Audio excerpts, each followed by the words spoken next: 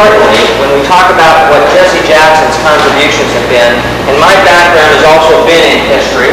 As an undergraduate at Arizona State University, I majored in history, specifically looking at American foreign policy. And I also taught anthropology for 3 years.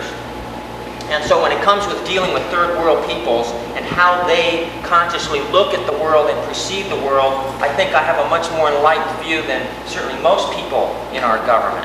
And what's interesting is Jesse Jackson has that same enlightened view.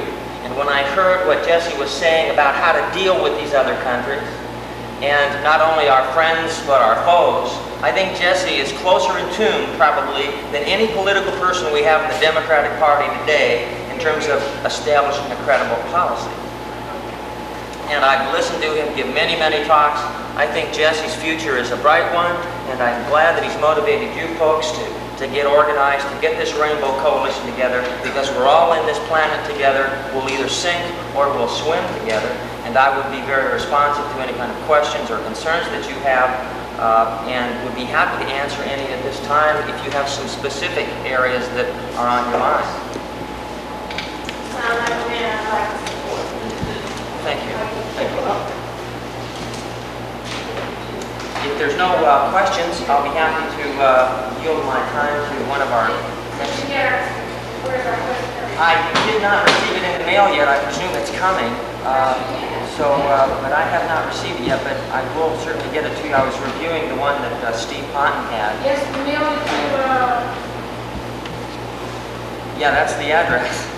So I should have it. P.O. Box 26518. Yeah. That's where it's at. So it may just be in my stack of mail that I haven't got through yet. It is increasing as opposed to decreasing. But I'll be sure to get that too.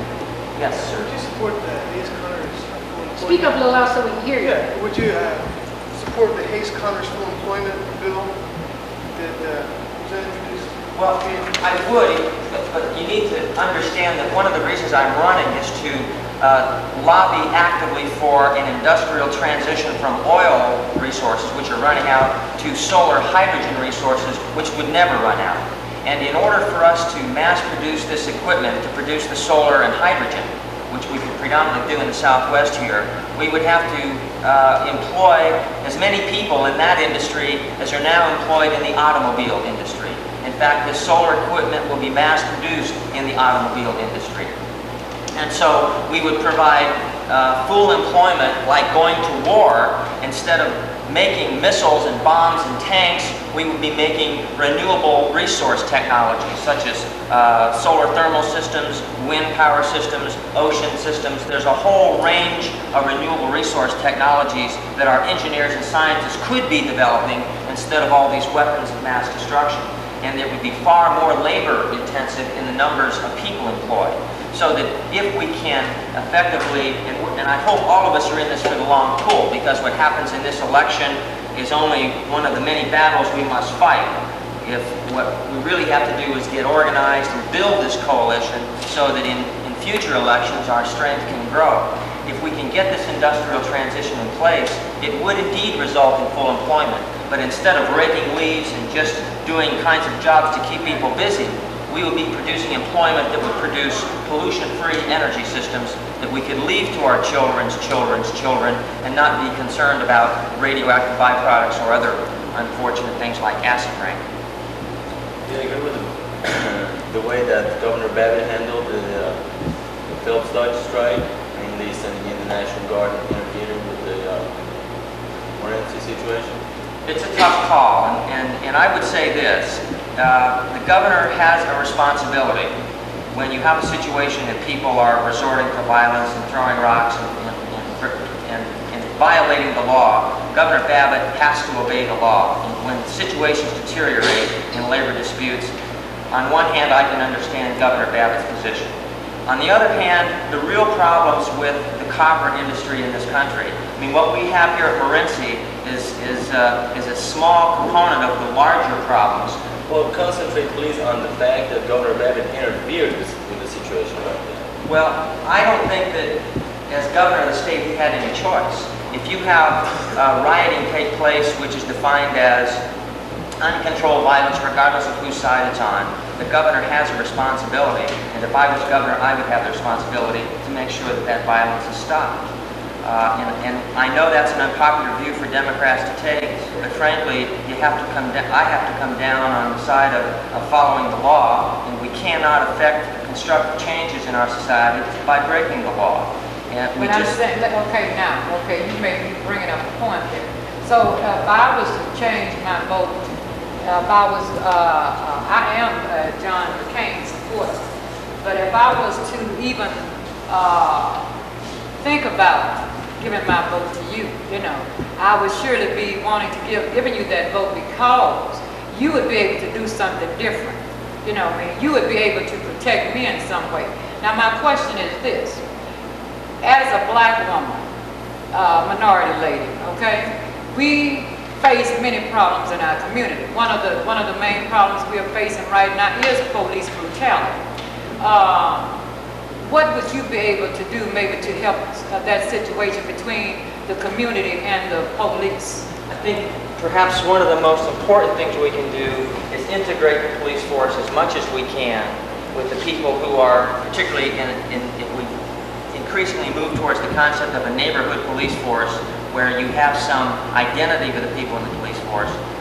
I realize that's a very difficult problem, not only in our community but throughout the country. And I would confess to you, I don't have any immediate solutions to offer. These are the problems, and you don't have the immediate solutions to that. I would be willing to listen to what you might suggest, or if other people have suggestions, I'd be happy and open-minded to listen to anything that might be proposed. But I'm certainly not standing here before you today to tell you that I have some solution of how to impose a piece of legislation that would somehow resolve that problem. I must confess I don't have a solution to that problem. Yes, sir.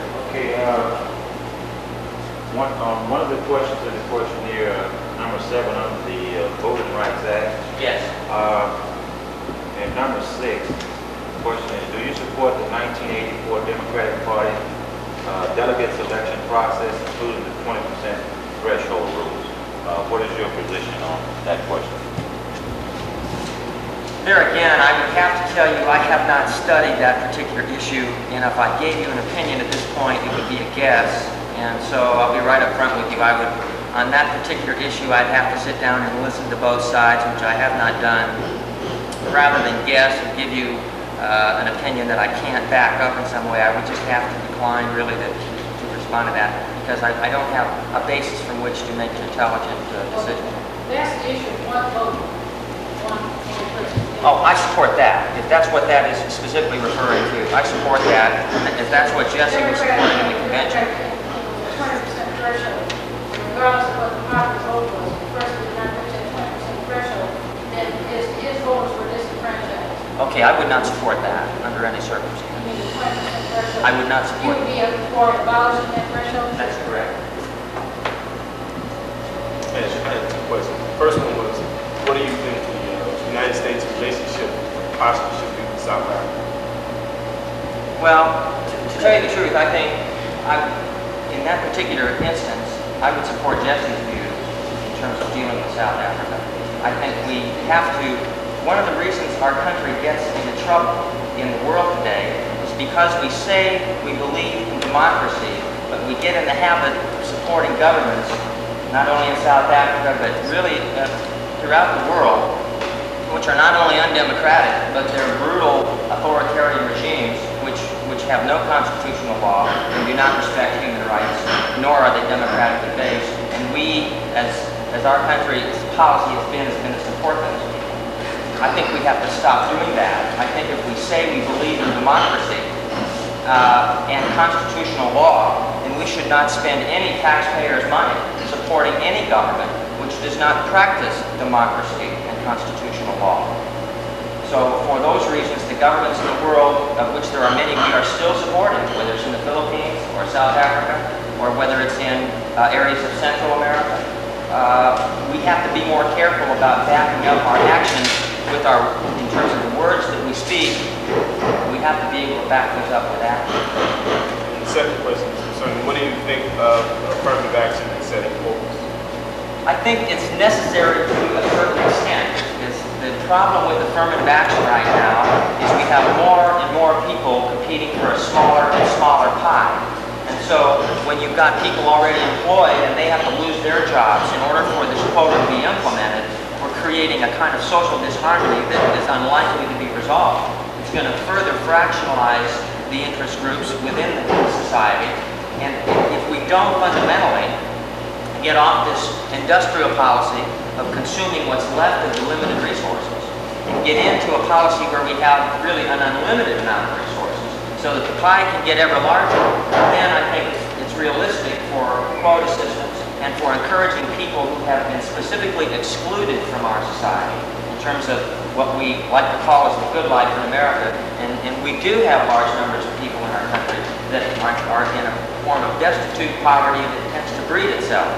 And while the Republican view is to just cut them loose, back off, and let the situation resolve like the survival of the fittest in the jungle, which I think is somewhat brutal, I think it's important that we develop specific programs to educate and to help as much as we can to get everybody in our country to be a viable, productive, wage-earning citizen. I would certainly do what I could to resolve that. It's a very difficult problem, and it certainly isn't going to come quickly or cheaply. Mr. Brown, what would you say would be the biggest difference between you on issues with Congressman McCain that would be in your favor? If you had to pick one issue to be the primary issue. Well, my primary issue is the fact that our best scientists and engineers tell us we have 15 years of oil left in this country and, in effect, the rest of the world. If we don't get off of this oil immediately, if we don't initiate a major industrial transition away from oil, the price of oil is going to continue to skyrocket, and when it does, it's going to cause every product in the society to go up. Whereas instead of seeing a $15,000 Chevrolet in the showroom, you're soon going to see a $30,000 Chevrolet in the showroom. And it's never going to stop until we essentially run out of oil, at which point we won't have a society left to worry about because it will have disintegrated long before then. And that's part of this problem of more and more people competing for fewer and fewer resources. If we don't solve that fundamental problem, all of these other problems we're discussing will not be able to be solved either. So it's a question of we've got to establish priorities. And the nice thing about making this industrial transition, it would stimulate the economy. It would provide full employment through the whole sector of the economy, construction workers as well as engineers and PhD types of individuals, so that a lot of positive benefits would accrue. And I don't think there's anybody in our society, not only our society that wouldn't benefit, but the Soviet Union that wouldn't benefit. And it's important to remember that the largest oil producer in the world today is the Soviet Union. But their oil wells are now peaking in their production as well, which means they're declining. That's why the Soviets and the Americans are both looking at what's left of the oil in the Middle East, and we're now spending billions of dollars getting ready to go to war there to get what's left of the oil. Now, if instead of doing that, which will benefit no one, we could say to the Soviets as well as to our own country that we should have a 15-year moratorium on the nuclear arms race and take the engineers and the money and the resources that we would spend there and put it in this energy race, then we would not only employ large numbers of people, but we would fundamentally solve this problem of more and more people competing for a smaller and smaller pie, in which case then everybody in society can benefit. I have one more question in addition to that. Could you just please make some comments about your feelings on the Trilateral Commission? Yes. The Trilateral Commission is an organization that was organized by David Rockefeller and Zbigniew Brzezinski. It's a group of bankers and business people from the Western world. The Trilateral Commission is primarily the United States and people in Western Europe and Japan. This is a country club group, your typical Republican group, because let's face it, Republicans are conservatives and conservatives are conservative because they're wealthy. That's why they're conservative. They want to maintain the status quo. And we Democrats are generally on the other end of the business, and that's why we want social change, because we're not in that comfortable position. From from what I know of the Trilateral Commission, I don't know if it's really an evil organization per se. I have some friends of mine who are convinced if you're a member of the Trilateral Commission that that's something that's evil. I'm not convinced that's the case. I do think it's logical to assume if you've got major political and business and governmental leaders that it's for them to get together and intertwine and discuss things is at some point appropriate. What's inappropriate about the Trilateral Commission is they do it in secret. We don't know what's being said, and those are the real power brokers of the society. And so I don't think we have a right to say they can't organize, but I think we have a right to know who's in it, and when their secret meetings are held, if possible, it would be nice to know what goes on in those secret meetings, since they are the movers and the shakers of the Western world. So it's an organization that we need to be aware of, and I'm surprised that you even mentioned it because most people don't really know anything about the Trilateral Commission. So I think we're going to tell them all those. How? Did you know that Governor Bruce Babbitt was a member of? Yes. Okay. For the Trilateral. Yes, he is. I have the list. And you have to ask yourself this question. If you got a notice in the mail saying you were invited to a Trilateral Commission event, would you want to go? Let's get I just have one question like that. This is the last person to hear our next person. And I just wanted to know if you support the passage of the Equal Rights Amendment. Oh, I would absolutely support the passage of the Equal Rights Amendment. Enthusiastic. One short question. This summer, the Simpson-Zoe bill raised a few eyebrows. Yes. One particular part of it was the employer sanctions provision in which both Congressman Udall and McNulty voted in favor of sanctions. What is your position on employer sanctions? I think that basically we would have to have some sort of employer sanctions. I think employers have some element of responsibility to know who they're hiring. And you then support the way that those two congressmen voted? well, I think that it's a very difficult issue, and I don't know if there's any easy solutions to this issue. The fundamental solutions are to resolve the gross economic distortions of the two countries so that we don't have large numbers of people coming over the border every year in order to improve their economic lifestyle. I don't know what the answer is to resolving that other than to build up the economies of both countries and other countries in Central America, which incidentally this industrial transition to solar hydrogen systems would do. It would be an unprecedented economic boom for Mexico as well as it would the southwestern portion of the United States. If Mexico's economy is booming, it's highly likely that they're not going to have the incentive to come across the border to get jobs in the United States. If we continue the policies that we're going, I don't know where it's going to end up. I don't think it's appropriate to build any walls on the southern border, but on the other hand, if we let unrestrained numbers of people coming into our country, it's going to continue to erode the job circumstance for people already here. But do you think it's fair to make the employer responsible? I don't know who else can be. Who else in the system can be responsible for hiring these people? It's the employer that has to take the application and has to screen and has to evaluate that employee. So it would seem that's the most logical place to begin. But they don't have to do it with any other people in this country. See, that's what makes it unfair. They won't do it to me. Well, I think they should. I think they won't do it to you. in terms of So asking then them why for do their it to the citizenship. Mexicans? Why do it to the Mexicans? You know, Well, I don't- because if you do it to the Mexicans, then that's discrimination within itself, and you're putting it on the employer. My Making it understanding, his responsibility to determine whether this person is a citizen or not. But- And that should not be the employer's responsibility. I can't see that. let me just respond to that. My understanding is it does not just refer to Mexican Americans. It refers to anybody that's hired. They want to know if you're an American citizen or not, regardless of your race, creed, or color. I don't think it necessarily focuses on the Mexican American community. Simpson, anymore. Mazzolo bill focuses on everybody. I'm sorry.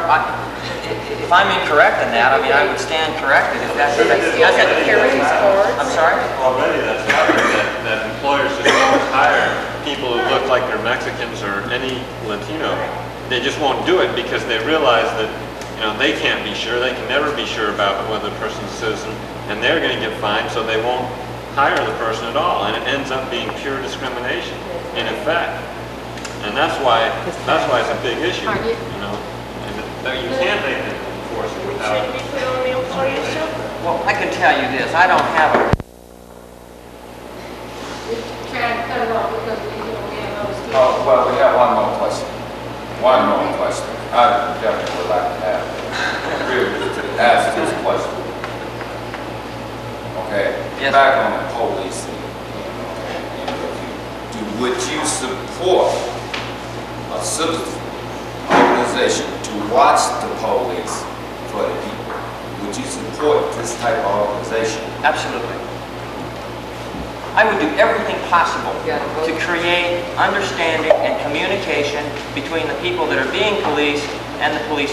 I think that's absolutely crucial that we do everything we can to increase the human relationships that exist between those two groups. The more they become cold and don't interchange with each other, the more dangerous the situation gets. And I think the police brutality that's occurred in the past is wrong. And I think those officers, particularly in the case of pulling guns on people, every effort should be made to avoid that. And we still do have this racism in our society. And I, as a white person, I see it all the time, because being white, things are said that aren't said when we're in mixed groups. And it's a serious problem. But the only way we're going to break this problem down is to get as much community groups and interaction as we can, because the more we interact, the more we realize we're all human beings, and the more that interaction can take place, the more harmony we'll have in our society. So anything I could do as an elected official to move that.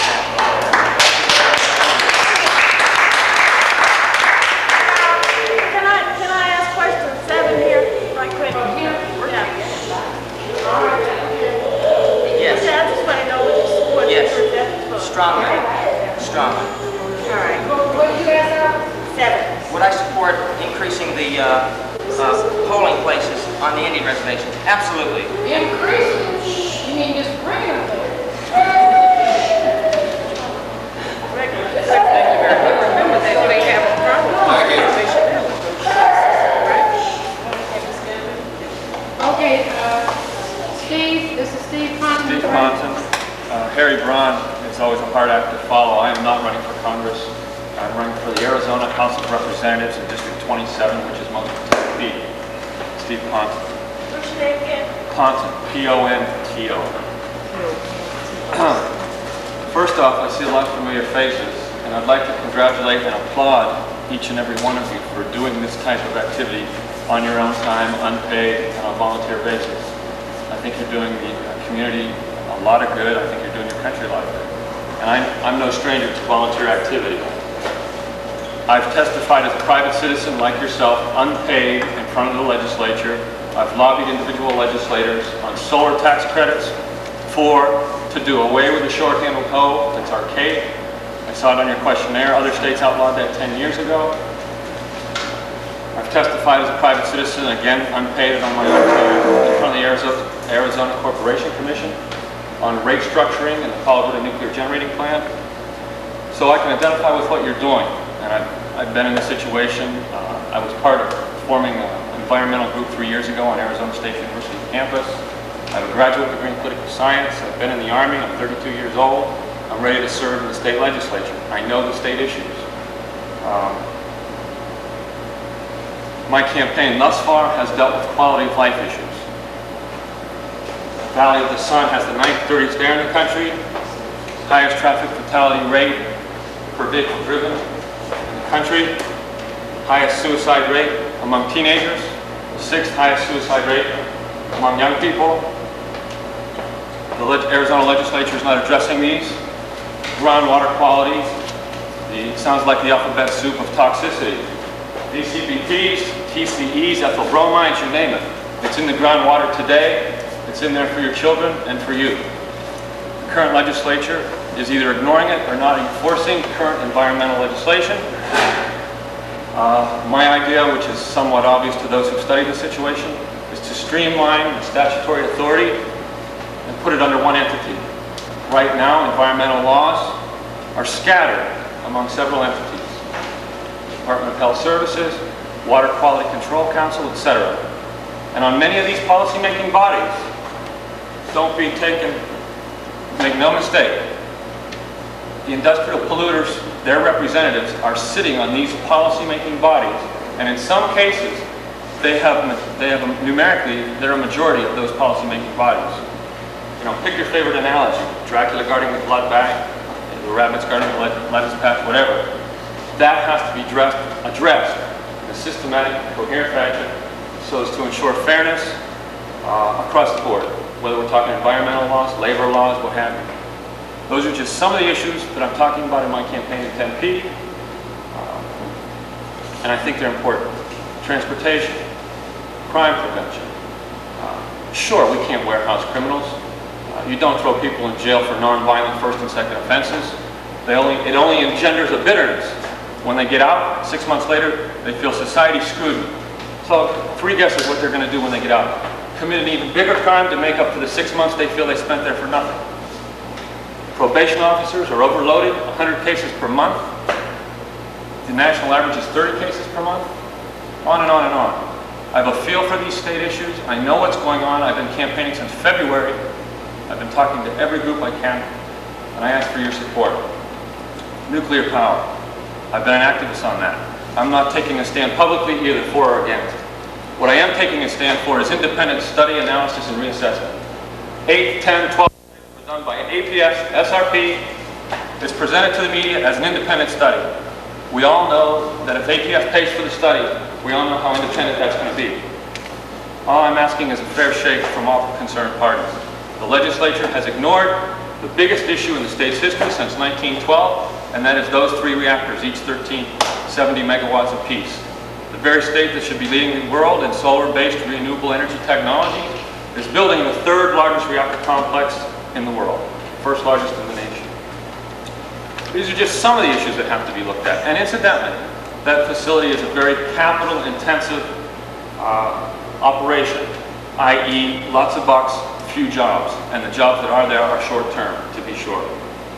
So we have to turn things around on the Arizona economy, look at labor-intensive, intermediate, appropriate technological avenues.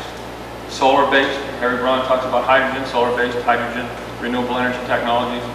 High-tech, mega growth isn't always the answer for this valley, I don't believe. That's me. I hope you consider me November 6th. Thank you. Mr. Justin, why would you be undecided about moving the cutoff date for voter registration up? It certainly would have benefited you. I have to study that. The reason I hesitate on that is I don't know how long it takes the bureaucracy to move and to get things processed from 30 days or 50 days before the election. That's why I'm undecided. I really haven't studied the bureaucratic process to see if they really can get all those. Because we're one of the few states that has such an early cutoff date. Other states, voter registration is still going on. Okay, to what, 30 days before? Yeah, so if they can do it, They can do it, okay, why, fine. why can't we? Okay. We have a lot of unregistered voters out there. I'd like to start off, sir, and ask you a question. Yes, sir.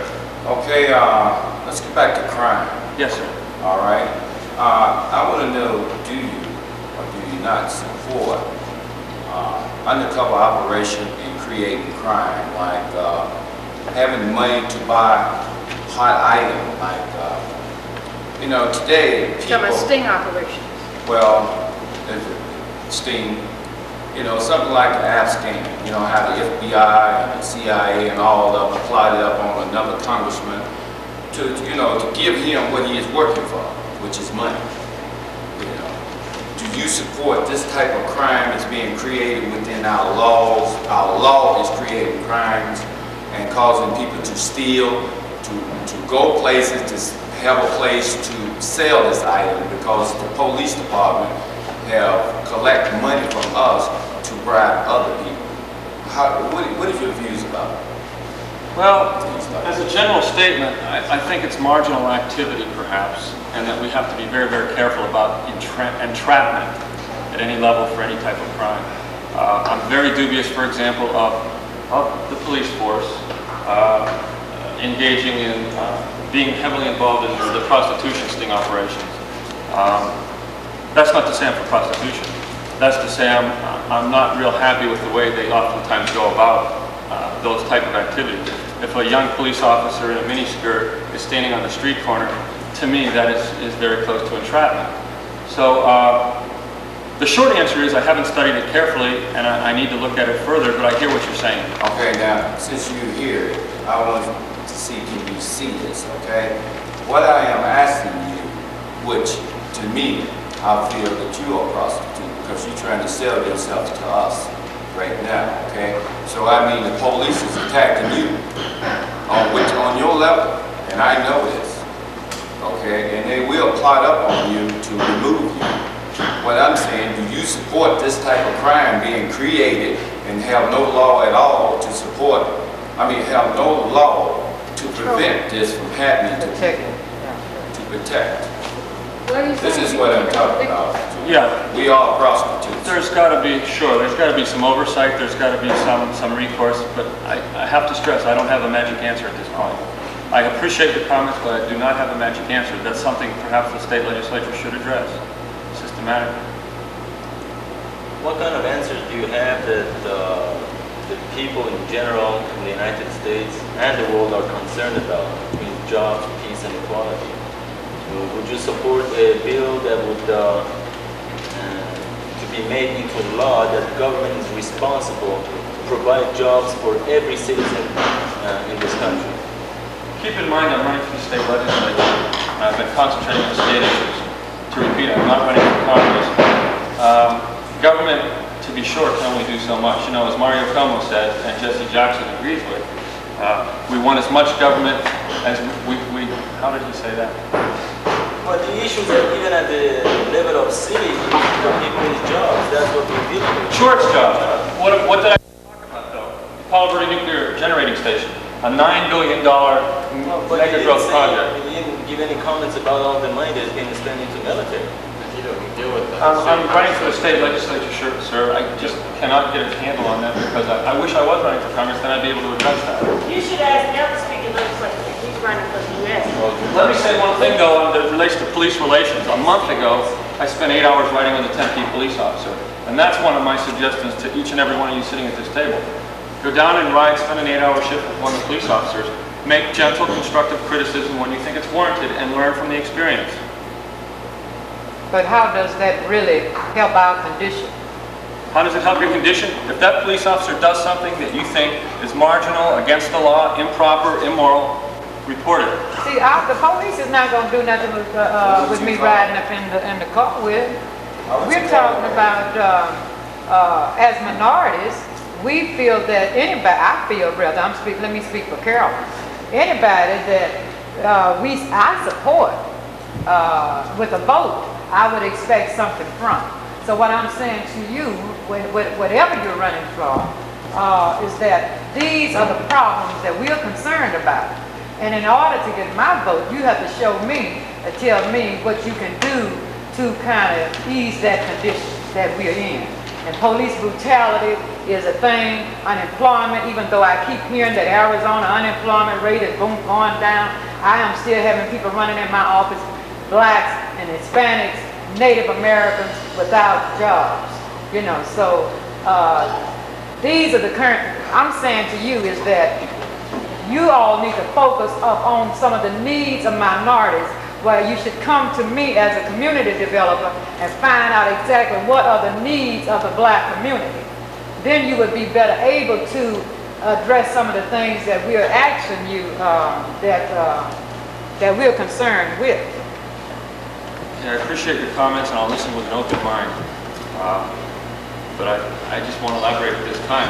Keep in mind the legislative candidates that parade before you all have their own districts and are gearing their campaigns to those districts.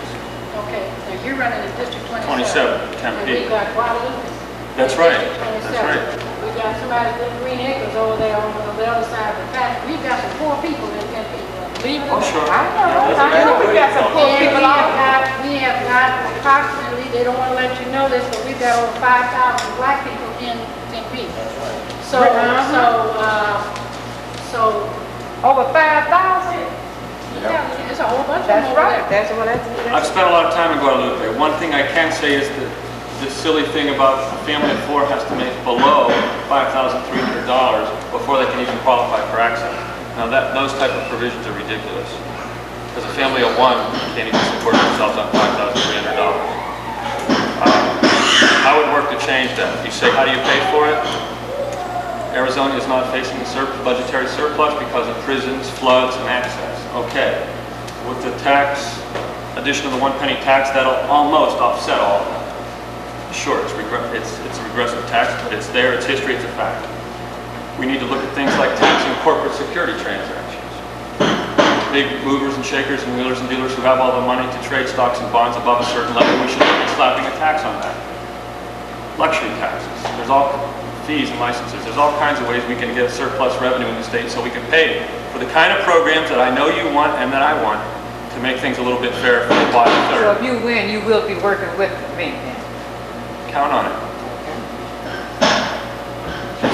I'd like to know, how would you vote on abolishing the right to work law in Arizona? I think that's something that eventually has got to go. But politically, if I campaigned on abolishing it, I'm not sure. I'm being completely candid. I'm not sure I could win the election if I went around saying I'm going to vote against the right to work law. But sure, eventually it's got to be abolished. Philosophically, it's great, but factually, as you know, it depresses wages and holds people under, et cetera, et cetera, et cetera. Like communism. This is 27, this is District 27. But sure, philosophically, I'm against the right to work law. You would be trying to get elected, like you're saying, it wouldn't be to your advantage to vocally talk against, the right to work. What would you do behind the scenes in order to try to change that? Get people like myself elected so we can change the majority of the legislature from a Republican to a Democratic House and a Republican to a Democratic Senate. Then we could work and change some of these things. Unless we build coalitions, what the rainbow's all about, unless we do that, keep in mind the numbers in the House are 39-21, Republican to Democrat, and 18 to 15 in the Senate, or 19 to 18. Now, not all Democrats are good. Oh, we've got to So work. we can go on a whole day. 18 to 12 in the Senate and 39-21 in the House. Republicans in the majority. So we got to build coalitions, what you folks are all about. We've got to do that to get a majority of Democrats in the House and the Senate so we can work to change the right to work law. But it's not going to happen tomorrow or November 6th if we don't get some more Democrats in there. Somebody is going to come. My question to you is, I know, the only person I know here out of 27 other than you is Carol Terrell. And, yeah, Kevin. But my question is, how can the rainbow help you? In what ways? I know you got a rough time. Okay. We never had a Democrat elected out there. So how can we help you? Well, keep in mind. We can help you, we can decide whether we can do it or not. Well, we have 7,000 independents in my district. That's more independent voters than any other legislative district in the state. If a rainbow can't appeal to those 7,000 independents, nobody can. Well, I have one comment to that. We got to appeal to the Democrats. So do you need, what kind of help? Do you need door-to-door, this kind of... Door-to-door, putting up road signs, soliciting contributions, car washes, you name it. Starting today. Get full time. When you sit down around, make put the list and get the Carol and then we can decide. Yes. Once we decide whether or not we're going to talk, then we'll get together and see how we can. Yeah. Well, one thing, we're going to have a news release, and we're going to send out a press release to the press to say that the Rainbow Coalition endorses these following candidates and why. Okay, all right. So that's one thing we're going to do. Where is Ron? Because that's our press release. Okay. May he sit down? You have a question? I have a question. Real quick. Okay, go ahead.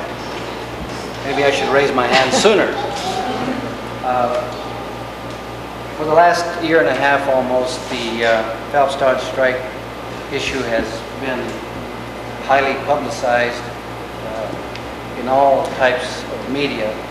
And by this time, most Arizonans or Americans have formulated an opinion as to the handling of that affair. Based on the questionnaire that you turned in to us, you indicate that you're unsure at this point whether or not it was mishandled. Why? I'm unsure Where's that question? that it was mishandled by public officials. I'm sure that it was mishandled by the parties to the disagreement, labor and management. Number one, at the very time when the copper industry is going down the tubes in America and in Arizona, the union folks decide to go on strike. Number three, or number two, whichever, the management, I'm convinced, is out to bust the union. So because of those two positions, in which neither side wants to give, I think in essence, both sides have created their own problems. I think both sides needed and still need to be more flexible, and I don't think public officials had a whole lot to do with it. Perhaps you're not aware totally, no, Perhaps. nothing meant negative Sure. towards you, but the same national issues that were laid out to Magma Copper Company, to Kennecott Copper Company, and to all the other copper companies in the state of Arizona were identical to those of Phelps Dodge. How can you say that people went on strike? Okay. They went on strike because Phelps Dodge decided to bust the Steelworkers Union, and even though they had the same issues presented to them, they just arbitrarily decided to make a decision on it. So know the facts Can first. we be careful? Let me just be careful with one word. They were identical? They were identical. They have to be identical. The AFL-CIO to the steelworkers and to the 26 other affiliate unions sit down and present those proposals to all the copper companies as a whole first. Phelps Dodge was the only one that decided not to follow. Okay, sir, that is something I did not know. Thank you. Can I ask a question? Just as a point of clarification from my own point. When Governor Abbott called in the troops, wasn't it because, my understanding was because there was violence breaking out, he wasn't taking a position on the strike, he was taking a position on maintaining law and order.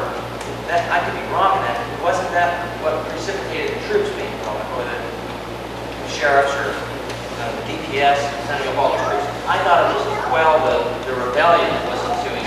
Somebody might get killed. Am I incorrect in that? Yes. I don't think that you're incorrect. I would say that the way it was done was probably the point in question that the labor has a problem with, in that it may have been, it was ill-advised for the governor to use so much force at the time, and it had been a lot better if he had gone personally and taken care of matters, which he has been known to do before. He took a position, whereas the DPS and the National Guard were housed by Phelps Dodge, and that was a very sore subject with the people who lived within the confines, lived in Morenci also. It was the way it was handled, and that's why I would. And I know many Democrats have said what's happening in Poland and Solidarity is not much different. And then the effect was also to give the impression that the governor was bringing the state down in support of Phelps Dodge, keeping the line open around, and perhaps could have, in getting law and order, he could have somehow given a different impression that he was acting neutrally to prevent, to stop Phelps Dodge and the strikers in one forward. So, Mr. Braun had made it perfectly clear that there's a pie issue involved. The pie is getting smaller, yet there's more and more people that want a piece of the pie. The black youth is one of the highest unemployed groups in America. How do you feel about that? And what has your feelings about that motivated you to do to this point in your ambition? Well, number one, I suppose we have to look for ways to make the pie bigger so we can help those type of groups, at least budgetarily. And by doing that, something like that would entail something like I suggested a moment ago, looking at ways to raise more revenue, like raising luxury taxes, look at the possibility of taxing corporate security transactions at a high level of transaction through brokerage firms. You know, if millionaires want to trade stocks and bonds, let's let the state get a piece of the action put some of that money in the state treasury and use it for programs just like that, summer job programs for blacks, Hispanics, minorities, anybody who needs a summer job, in between high school years, in between high school or college, etc. What I've done, I haven't necessarily done anything for everybody else because I was too busy taking care of myself, working part-time jobs all through graduate school, working part-time jobs in steel mills between years in college, things like that. I was lucky. I know there are people that aren't lucky. And that's where we need jobs programs, and that's where we need to make the pie bigger, take the money to make the jobs programs work, and I've got ideas to make the pie bigger to utilize those priorities as you see it. How do you feel about what has, quote, been resolved in Miracle Valley? I don't know enough about that situation to intelligently comment.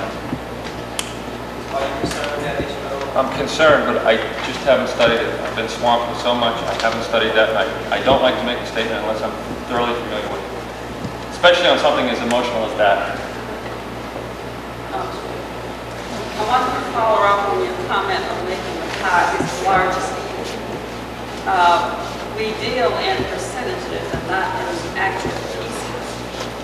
And the fact that 40% of black youth may be employed, regardless of how large the pie gets, if they only get 1% of the employment, we haven't done anything.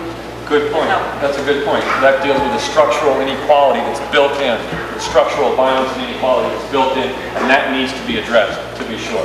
That needs to be addressed. Excuse me. Okay.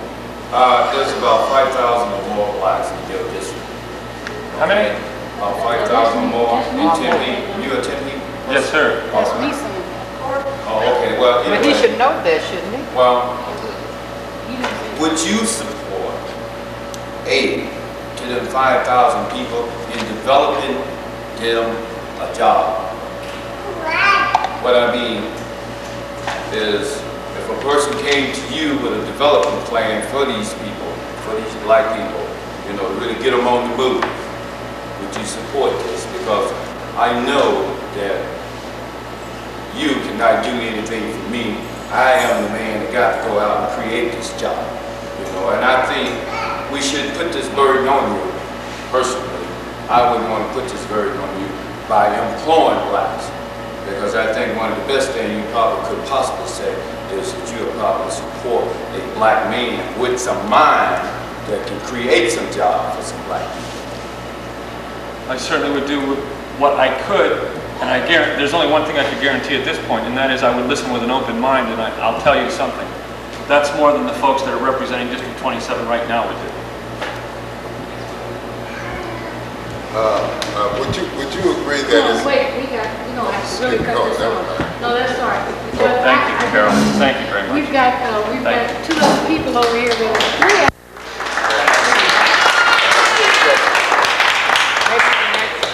Kim.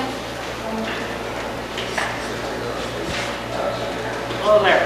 My name's Ken Oliver. I see a lot of familiar faces here. You're going to get to ask a question more, I'm sure. I'll watch you down there. I'm the candidate for a Democratic nominee for sheriff, and most of you know what the sheriff does, and basically he is in charge of the law and order and keeping the peace in the county. Some of the other things he does, though, he runs the only jail in the county. In fact, there are no, quote, jails in any communities in Maricopa County, save holding tanks and something until they can move them from one place to another. The budget is about going to be well over $45 million next year. It's a big one. The amount of prisoners that run through the system is about 1,600 average a day. That's the daily population. It's a big operation. My viewpoint is this: I've been an FBI agent for 20 years. I was involved very heavily in the civil rights in the South. I was stationed in New Orleans, Louisiana.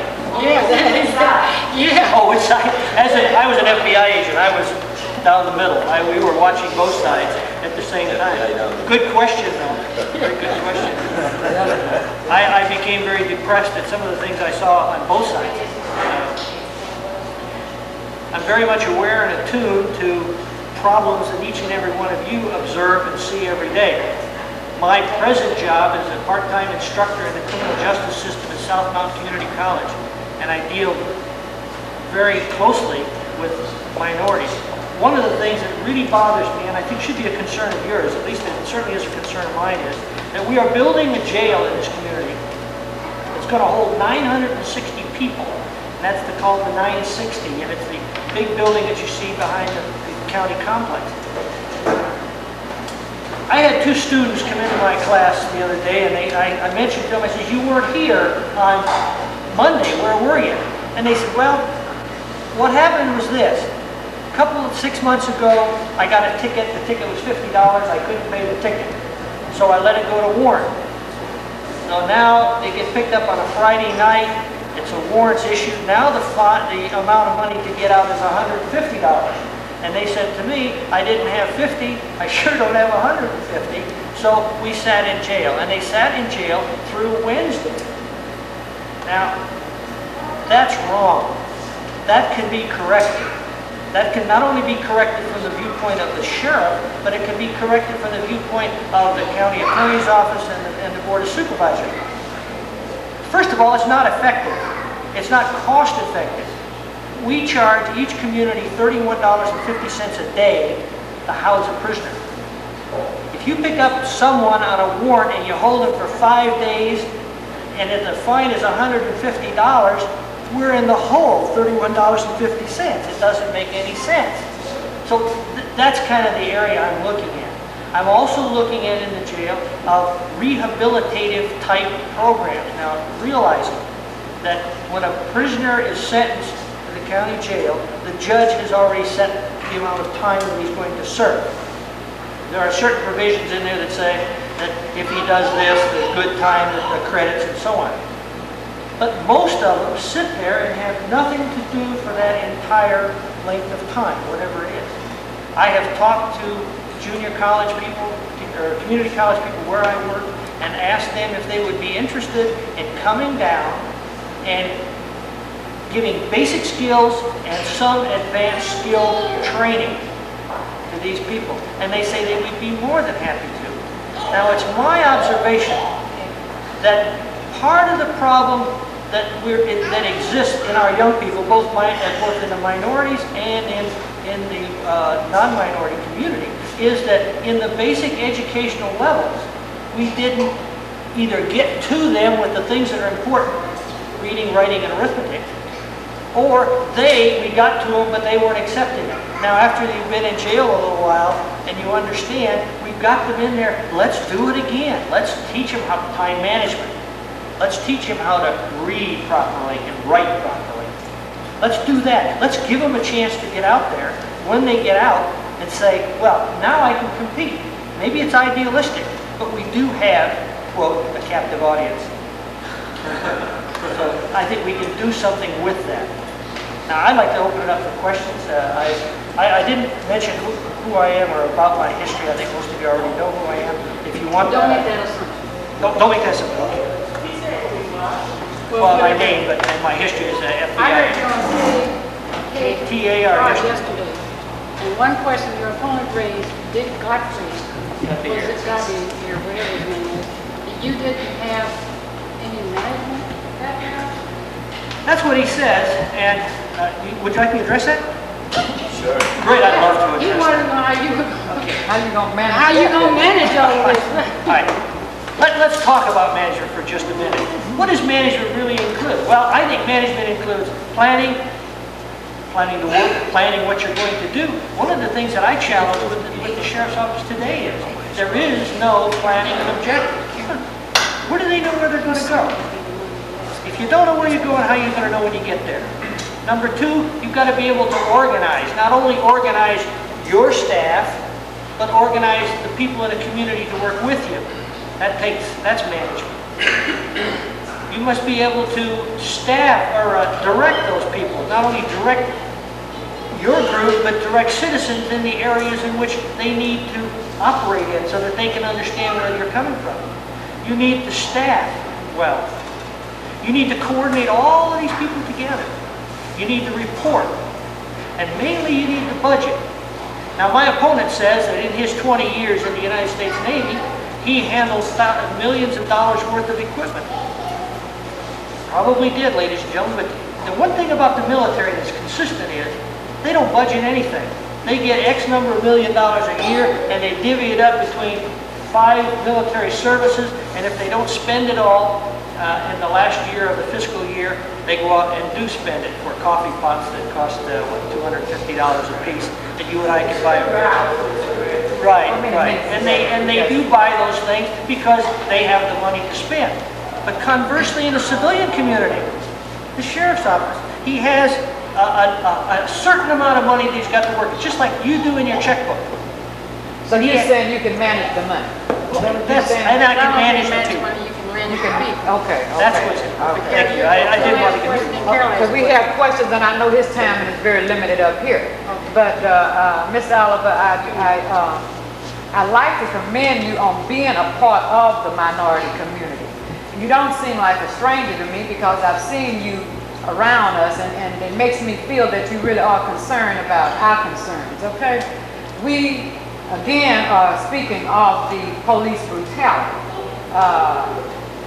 I sit here with a full heart of pain of some of the things I've seen happening with my people, and I would like you to know that if you are elected, I would certainly like to work with you in some way. I'd like to be able maybe to go into the jails, seeing what the problems are, seeing how we can maybe work those people that are into the community. I'd like to work with you on that. And also, what do you feel then you could really do maybe to bridge some of that gap between the police and the community relations? First of all, I think the community relations project or a program or something is necessary. But secondly, more importantly, is that whoever takes over that job, and my job would be very, very important because you're dealing with people who are already there. Okay? Now, if they are brutalizing today and I take over tomorrow, we haven't changed those people any bit. We've still got to work with those. That's where I think leadership comes in. We will watch those people and tell them how I want things done. And I'm a people person. I'm not involved in any of this carry a big stick business. And as a people person, I would direct those people to do that. Should, in the event, and I know it's going to happen, that something goes down, the axe is going to fall. And I intend to do something about that. And I intend to have a community relations group, and I thank you for volunteering because you're probably going to get a job. We meet at 2 a.m. to 4 a.m. most every morning. No. If you have a question, sir, first chance. Well, I'm glad that you asked me, do I have a question? I've never been quite approached like that by a speaker, but I'm not going to be taken aback by it. I'm going to try and conjure a question. Okay. Because what you're running for is something that I'm kind of concerned about. I have a special relationship with the people who run the, let's say, the police department, the judicial department itself, because I am a native of Arizona, and I know the level of racism that runs throughout the vein of the various administrations towards black people. Black rights. Well, no, I'm talking about black people. I'm not talking about any minority, because I'm kind of like you. I'm not qualified to speak for any other minority. I'm not qualified to speak for anyone else other than myself, because I'm an expert on watching what I'm. So the question that I want to say all of that and ask you a question. Are you willing to speak out against the brutality that you probably know exists in the black communities here in Arizona? And under your, are you willing to, in other words, listen to a person like me who say, look, these police are you willing to read this? Just read this. Well, I don't have to read it right here. No, you can read it when you go home. And my question is, will you speak out against police brutality as it occurs? I mean, in other words, I have a group, and I would like to introduce myself as a member of a Committee for a Unified Phoenix. what we do, we fight against police brutality. And what we mean. I'll take those. Okay. Let me answer your question, all right? Okay. Are you still giving it? No, I'm just talking and trying to find what I want to give you to read, because I want you to read this. As a professional law enforcement officer, and I've worked under some pretty trying times in my history, but as a professional law enforcement officer, you cannot take sides in any issue. That's the first situation. Because today, the person I arrest as being the bad guy, tomorrow could be the victim. How can you, you just have to go down the middle. Now, I am totally and unequivocally against police brutality of any kind. I would say this, the police are not an army of occupation, as sometimes we are viewed. We are not an army of occupation. We are here to control social standards. I can't envision a society without them. But the way they are. Yeah, right. We could do without some of them. Thank you. We could do without some, but I can't envision us operating without something like that. And in answer to your question, I am opposed to police brutality. Period. And racism. Well, racism, naturally, I intend to. Don't make it lie. Well, I have to put that in there because, see, I happen to believe, anyway, in other words, I have a belief. I want you to know my belief before anybody. I have a belief. And it's the reason why I have this belief. Do you understand what I'm saying? So in other words, like, I would like to get to the bottom of the brutality as a citizen. But what I hear you saying is this, that all brutality is based on racial. No, I'm not saying. It's just like you might be hearing me saying all police are bad, but I'm not saying that. But you might be hearing me saying it, but I'm not saying it. Okay. Yeah, I have one. Well, I just have one statement. Well, just let me say this. This is the sheriff. And I know the sheriff want to know about his county jail. I have been a visitor of the county jail. So, A visitor. and I'm coming. Well, right now at the present, the county jail is all like a madhouse. I don't know if you ever been down on 24th Street in Van Buren and ever walked the hallway of that building down there where all the mad people are supposed to be. Well, the county jail is the same way. Now, I just want to know, Sheriff, because now I know that you're going to be Sheriff, already know this. And I just want to know, the first thing, I think would be the first thing to do is to set up some people to watch these people down here and try to edit. I think you need to put cameras on your meetings down there and watch them, watch them, because we already know what the people going to do. You know, they in jail, they already persecuted enough, and they do whoop people down there, and they choke. I just want to know another thing about this brand new jail. Do they have a gas chamber? Because I know Hitler is living. I hope I'm not alive and well in the Hitler you're talking about. Okay, I have no idea if there's a gas chamber down there, but I doubt it very much. I have one concern that we're talking about police brutality, but there's also police harassment. Oh. And there is a known fact. I live in Tempe. I came to Tempe in 1964. And when I came here, I brought with me my 4 children, age 6 at the time, I think 13, 15, and 17, or something like that. And the one son that grew up in Arizona, who is now 33, was subjected to police harassment. If he took his father's car and he went over in Scottsdale or Tempe, they would stop him and say, "Where are you going? What are you doing here?" And so I do know that young people, black people, are subjected to that type of harassment. If it's a city street, they have a right to be on it, as long as they're not breaking any traffic laws. What kind of input could you, and I realize you're the county sheriff, you're not going to be in charge of the Tempe police or the Phoenix police, but I'm sure at some time or another you get together and you confer to bring about harassment, that this is unacceptable behavior. This cannot continue, because this is a major concern. Police harassment of not only teenage black men, a single black man, if he finds himself over in Scottsdale driving down the street, they will stop that man and say, "Where are you going?" Again, That is the individual department's police practices and police procedures. If it's a harassment, then there are ways that that can be taken care of. You can either call the department, its internal investigations unit, or you can call the county attorney or whatever. I will talk about that. But you know, that's like rape. Sometimes goes unreported.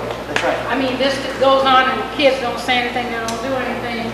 In fact, you know, when my kid was a teenager, he might be afraid to tell you this freestyle because what's a parent's first reaction? What were you doing? You know. And so a lot of these things go unreported.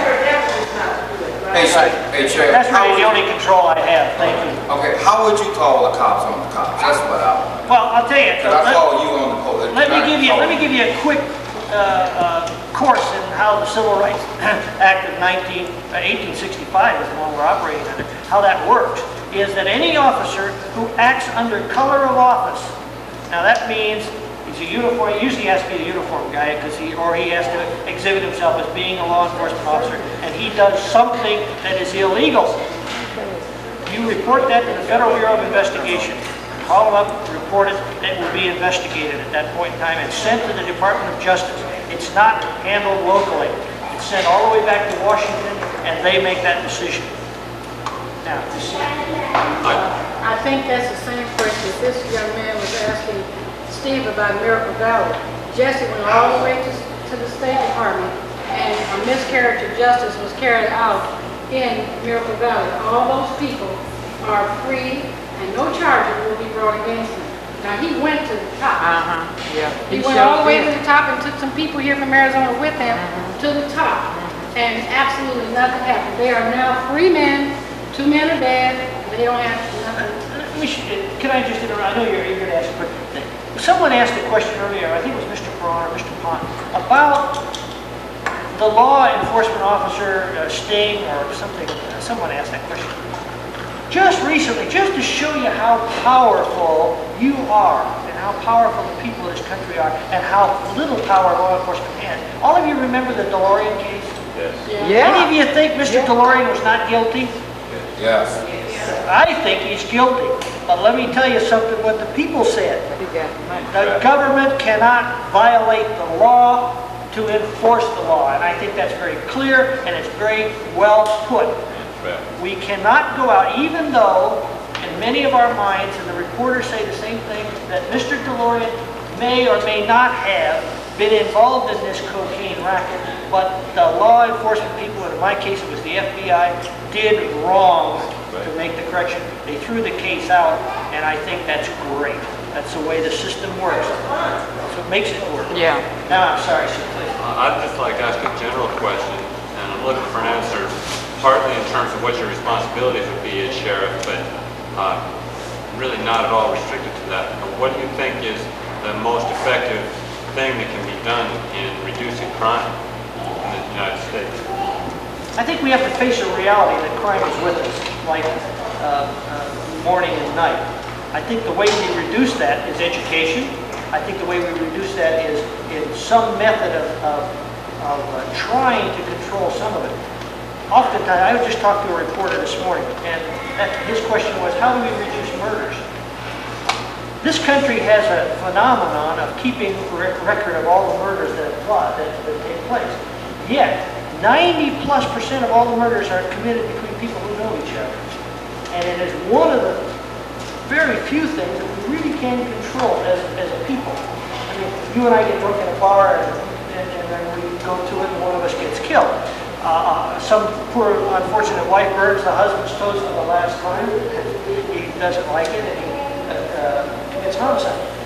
The real factors that have to be judged and where law enforcement and the people of the community can be effective is in burglary.